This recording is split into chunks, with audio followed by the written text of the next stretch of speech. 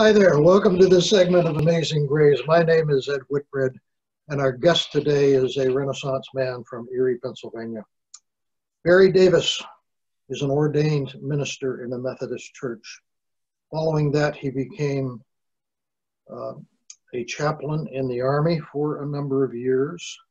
He then went to a place I know and love because I taught there as well, McDowell High School, and taught history there for I'm not sure how long.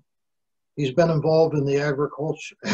After leaving or retiring from McDowell, he became part of the group at Gannon College, where he works in the archaeology department. Is very central to what they do and to what he does as a passion, which is doing digs in far corners of the world. Barry, kind of take me through this process, how one thing led to another, to get you to where you are today, because it all kind of blends together. Yeah, thank you for having me, Ed. It was a long road, strange, twisting road to get to my new career as an archaeologist. I've always been interested in archaeology, Ed.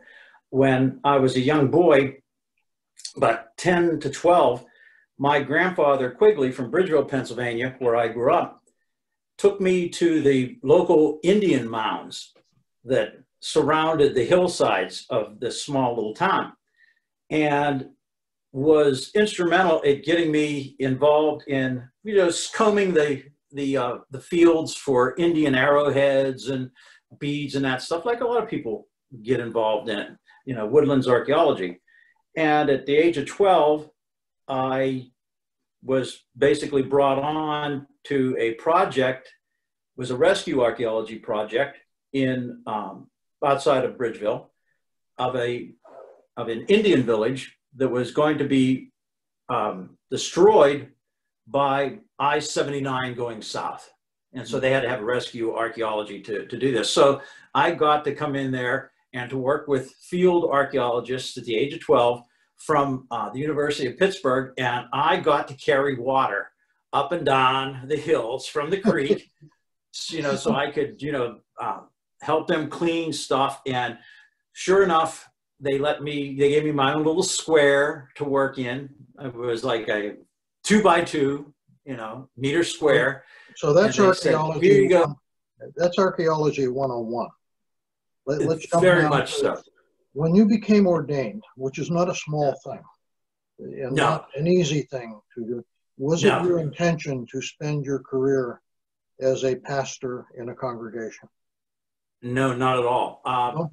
I felt the call to go into the ministry when I was in Geneva College in Beaver Falls, Pennsylvania. And that's where I was a history major. And I accepted a proposal to go to Wesley Theological Seminary in Washington, D.C. Mm-hmm. And there's where I pursued my Master's of Divinity. And I had 90 plus hours for your Master's of Divinity and something like 12 hours for PhD work that I had already started on. And it was in Wesley where I was introduced to Dr. Dewey Beagle, who was a site archaeologist when he was not teaching Old Testament history there, at a place called Shechem, now on in the West Bank territories, Samaria now, it's Shechem then. And along with my roommate, Carl Savage, we became Beagle Boys. We took all of his courses, and especially archaeology. We would take biblical archaeology classes off of him and then actually do research into biblical archaeological sites. And that's where I really got interested in biblical archaeology, was at Wesley Theological. So that's one step. Were you active in congregational work at all once you were ordained? Yes, I was. When I was serving my churches in, before I started serving churches in seminary, we were placed in what we called student pastorates. Mm-hmm. And they took a look at me, and Ed, they said, well, where would you like to go? I said, well, I'm a city boy. I grew up in a city, you know, just outside of Pittsburgh. I know the streets. I know this stuff here. And they said, we got a great 4-point rural charge for you. You're going to go, a 3-point rural charge for you in Virginia. And I went to rural Orange County, Virginia, and I took 3 little churches. And I have to confess that the reason I took the charge was not because of the leading of God, but I was standing in a small church called Palmyra United Methodist Church in a place called True Blue, Virginia. If anybody knows this place, it's 522 going south. And I accepted it because Palmyra Church was one of the oldest churches in Orange County. And they had a deed on the wall that was the original deed, small little piece of paper, and it had a date 1847 that this congregation had been formed. And while I was standing in the pulpit looking at the church, the DS looking out at me, trying to see whether I was going to take the church or not, I looked across and I saw a cannon pit dug into the, the field across from me, from the river.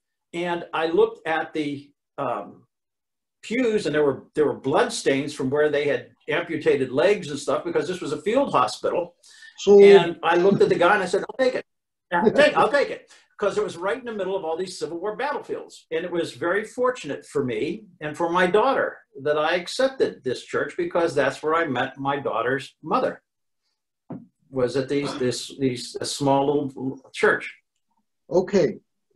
I'm going to kind of move you along. I think we'll go down a lot of paths of this thing. Oh, yeah.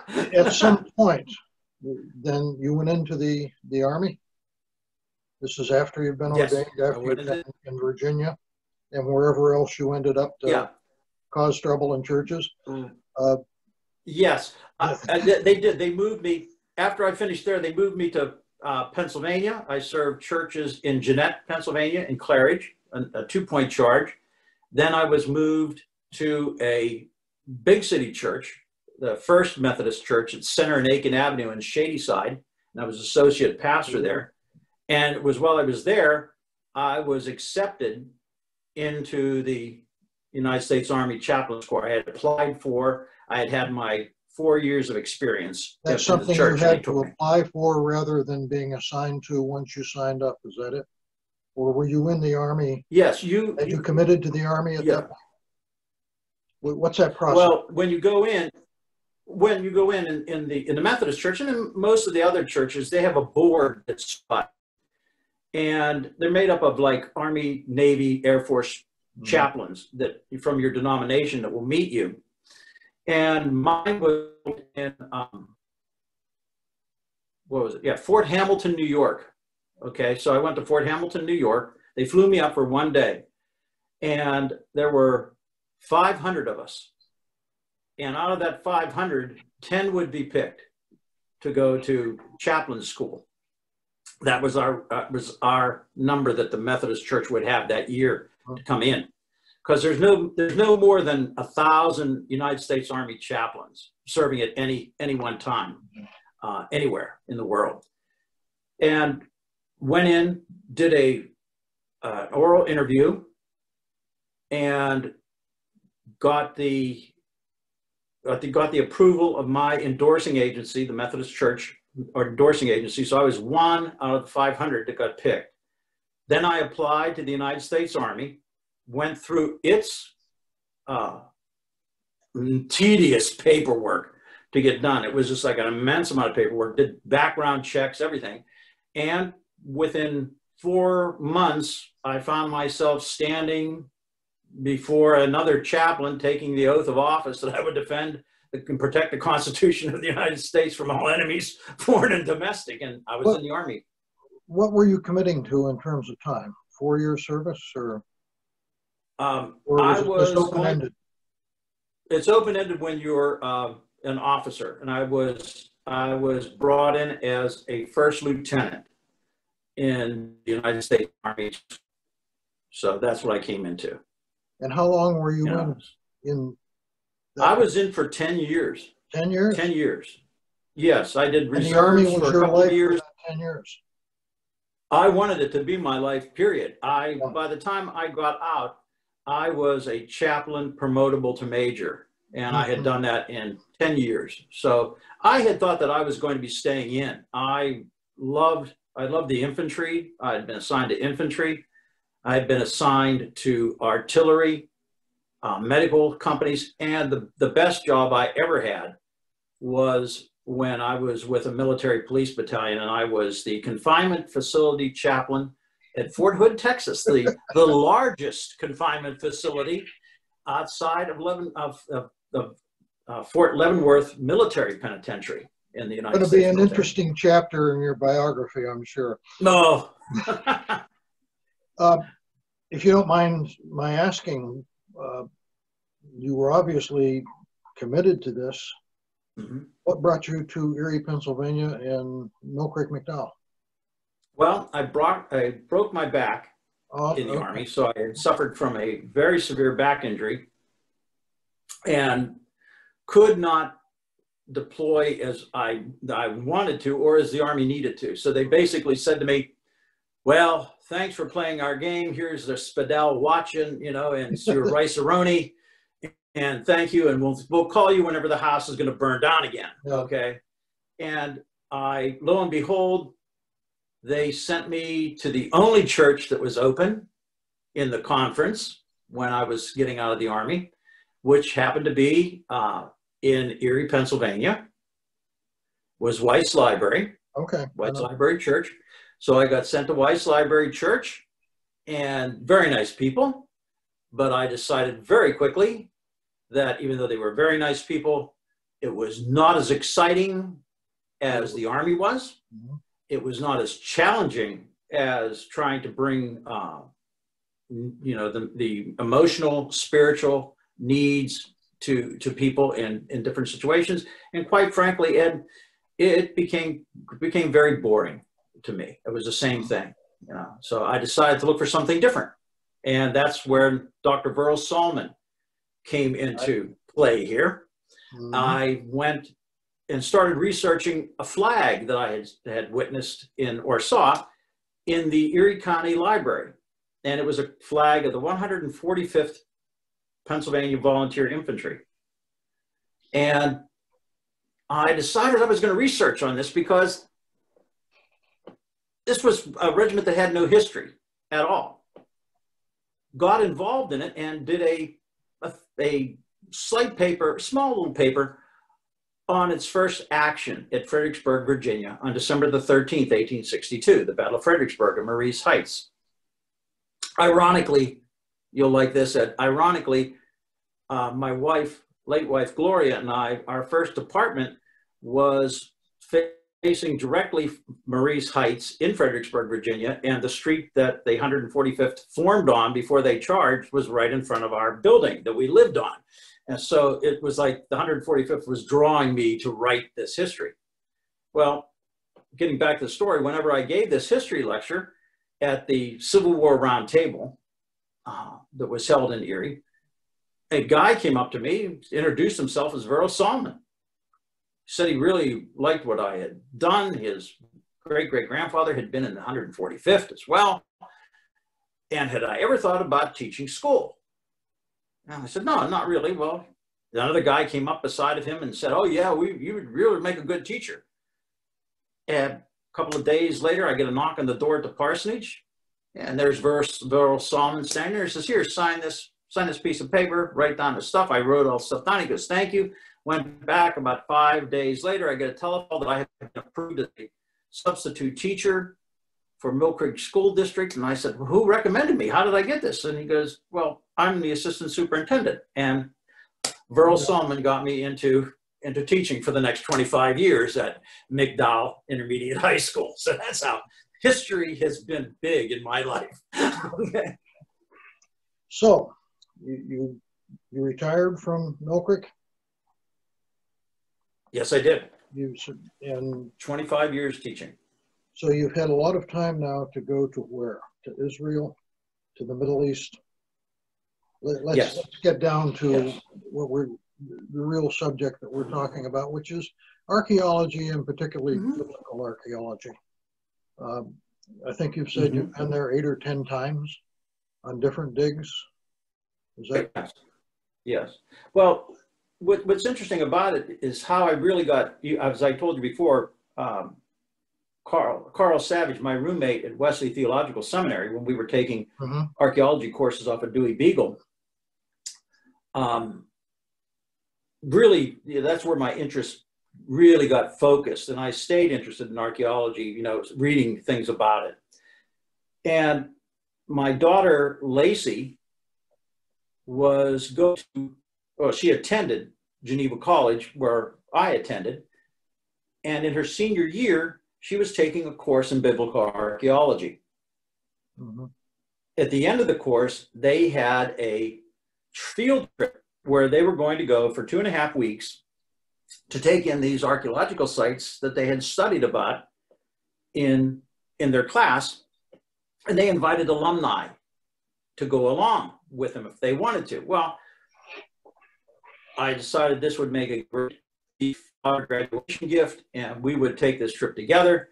So off to Israel we go.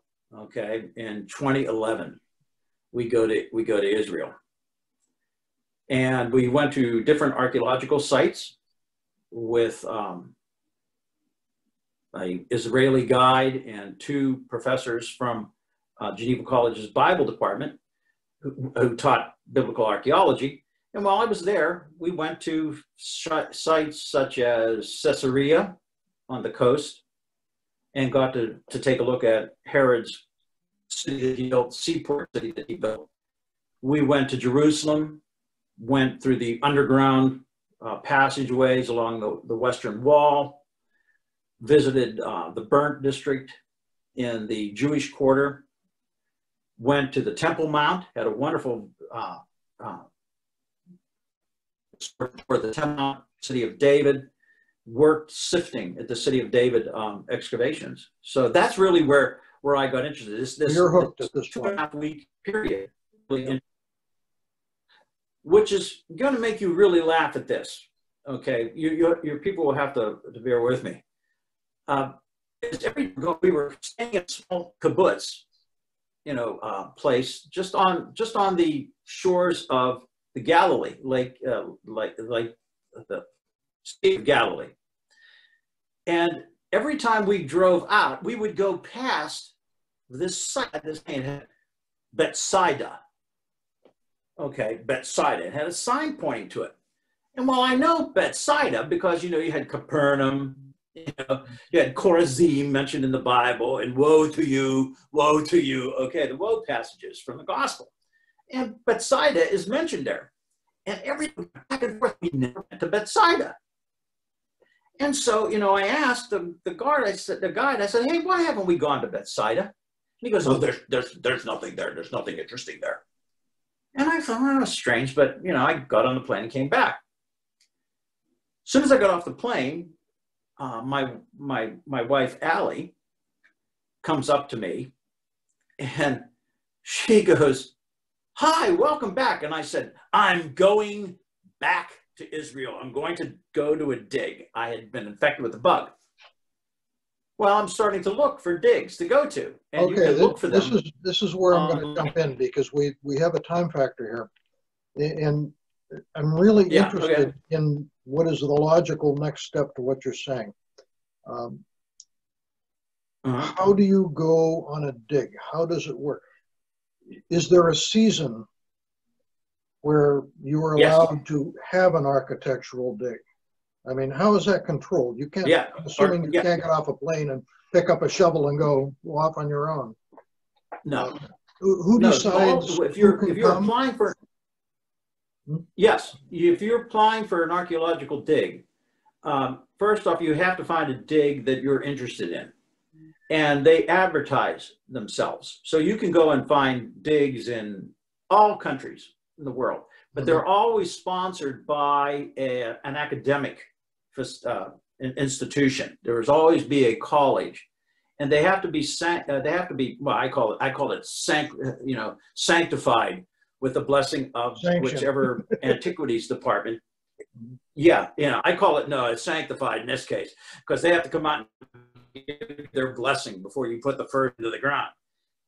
And these institutions will list the different dates that they're going to dig. There's seasons that they dig, and it will usually be in the summer or the winter seasons when it's cold, when it's a little bit cooler. So you want to go before it gets to be extremely hot, like 110, 115, 20 degrees. You really want to go when it's like in the 80s and 90s, okay?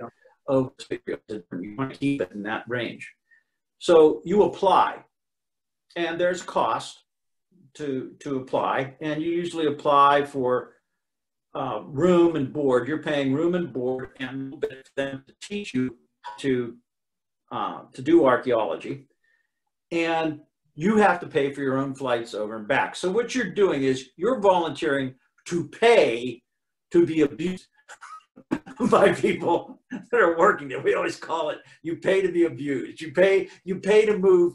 You know, it's like no one goes on a vacation and goes, boy, I want to stand outside in 120 degree temperatures and move rocks. Okay. You know, dig in the dirt. Nobody in their right mind wants to do it.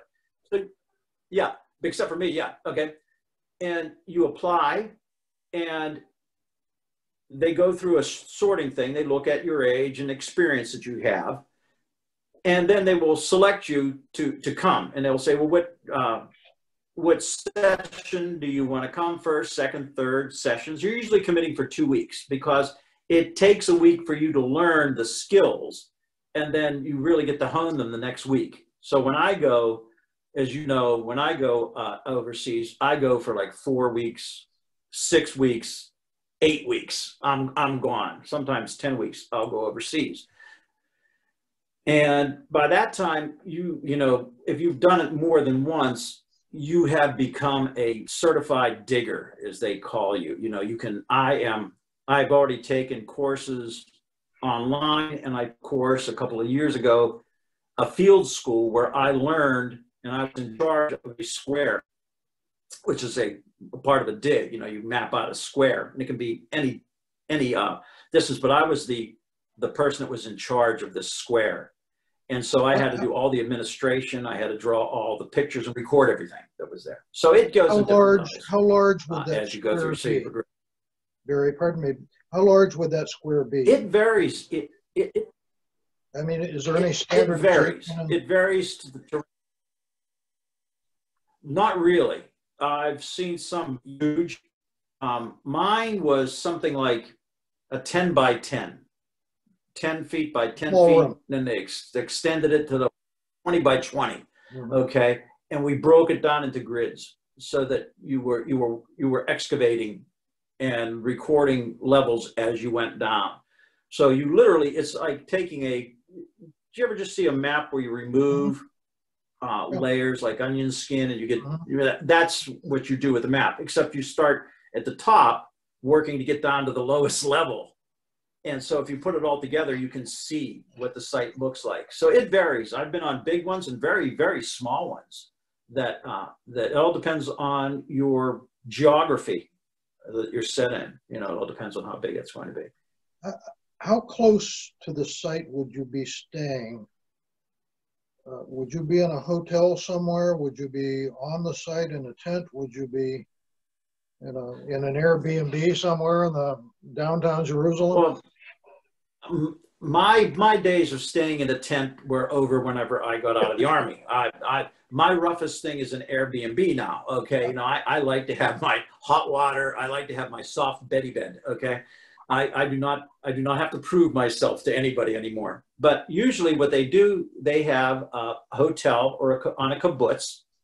So you have a roommate, and you have breakfast that's provided for you on site, because you're up at 4:30 in the morning so that you can be gone by 5, so that you usually you're 20 minutes away from your dig. Okay, usually removed. Most people are 20 minutes removed from their dig.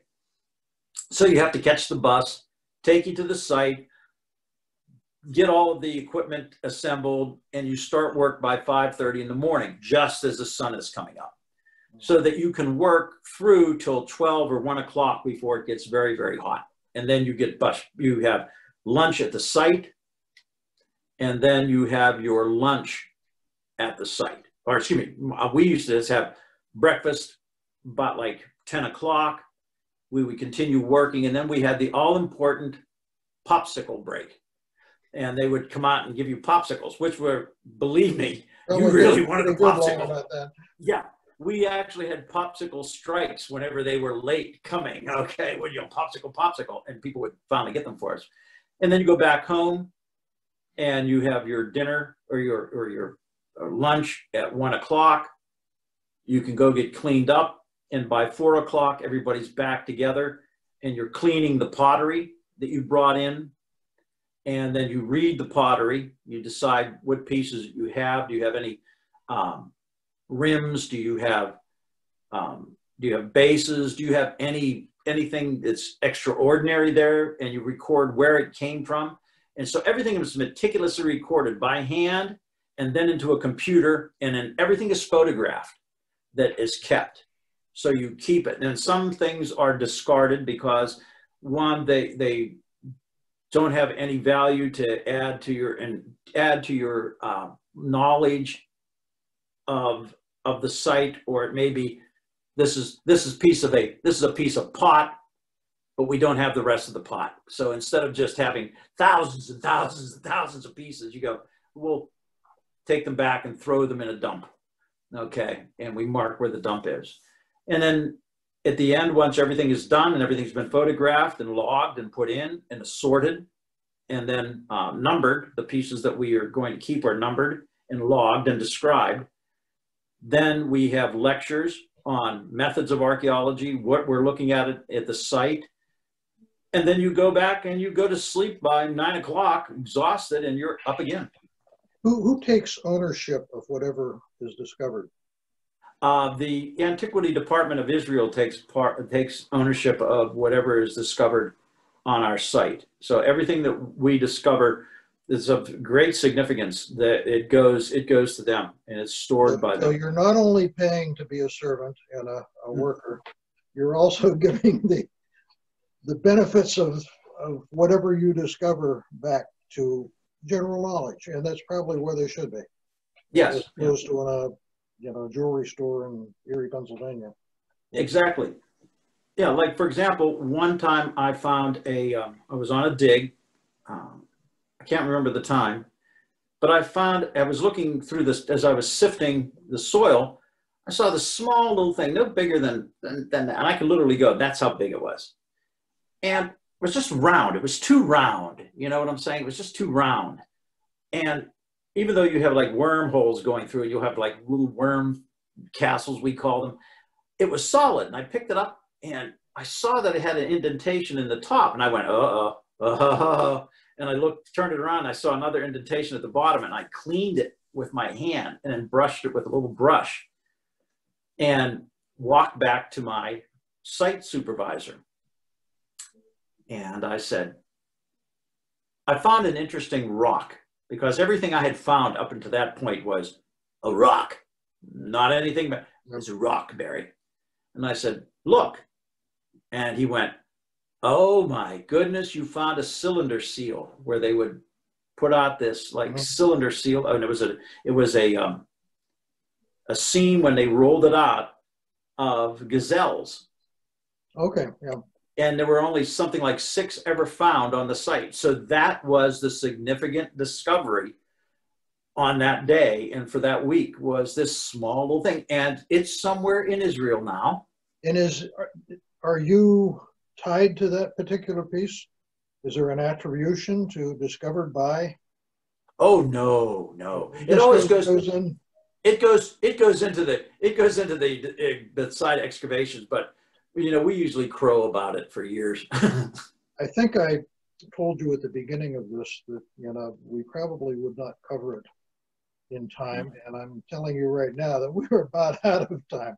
So I'm going to leave us crawling around on this dig.